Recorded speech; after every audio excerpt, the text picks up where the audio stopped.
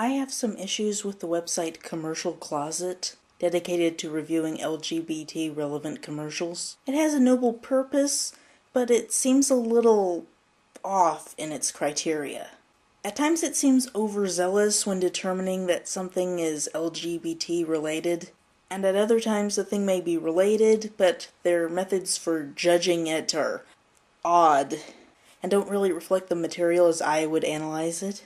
For example, there's this Taco Bell ad. Carne asada steak you can eat anywhere. That looks delicious. The taquito or the guy? Think outside the bun. And Commercial Closet interprets this as having gay undertones. I don't think so. I think it's a carnivore joke. Some carnivore jokes can have sexual undertones, especially if they're vampires, but I don't think lions in this context would have any gay subtext. Then there's that bizarre Budweiser ad with the guy wearing the upside-down clown outfit. He asks for a beer and then he drinks it through the clown's butt, and the people in the bar are totally grossed out. And then he asks for a hot dog, and the bartender refuses him. Can I get one of those hot dogs? I don't think so. Make it a Bud Light. And Commercial Closet has it that's a reference to anal sex. But I don't see how that's really related, because the hot dog doesn't have to be phallic for the joke to be there. I mean, the joke is that it looks like a butt, and it looks like food going into a butt. It's a really juvenile joke there. Also, when you consider that beer ads homophobia, it usually isn't that subtle. Yeah, it seems that Commercial Closet missed the boat there.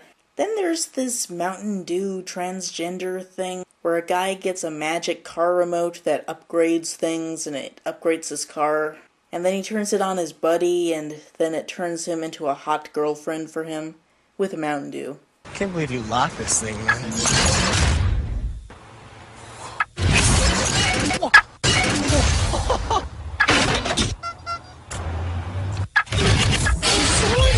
What's wrong? Wait, what? Ooh. Not cool. How about a do? Thanks. Thank you.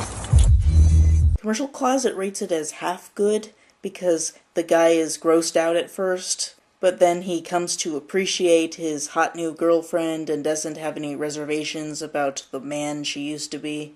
But this ignores the mind rape going on there. The change is not consensual. The man being turned into a woman clearly does not want it. And then the woman left behind, occupying the same space, seems happy, but she's more like a ready-to-please dollhouse active.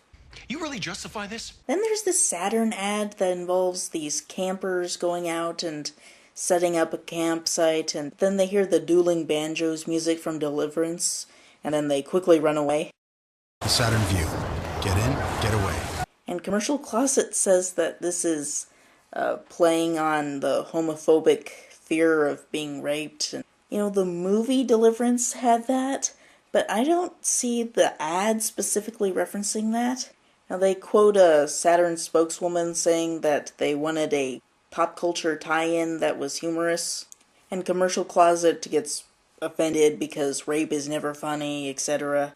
But I don't see that as necessarily saying that the male rape scene is funny, so much as the pop culture tie-in itself is funny, because they're campers and then they realize they're in a horror movie and then they run away. It could have been a similar thing where they stop at the Bates Motel. Commercial Closet says that the fact that they chose Deliverance when they could have chosen any other movie proves that the Saturn ad used homophobia to heighten the humor. Says who?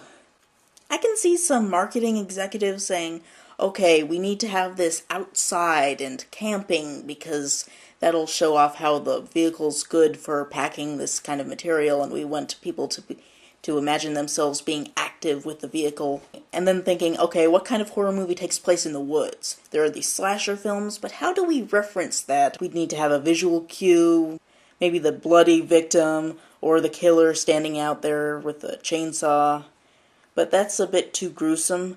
So what if we could have a musical cue? And there's this song from Deliverance that everyone knows, and yeah, I mean, the movie itself may have played off of homophobia, probably did, but I don't see the fact that the ad references the movie is homophobic, especially when you consider that the rapists from Deliverance weren't just being rapists as antagonists, they were also trying to kill the protagonists and stuff. So yeah, I think Commercial Closet misses the boat sometimes.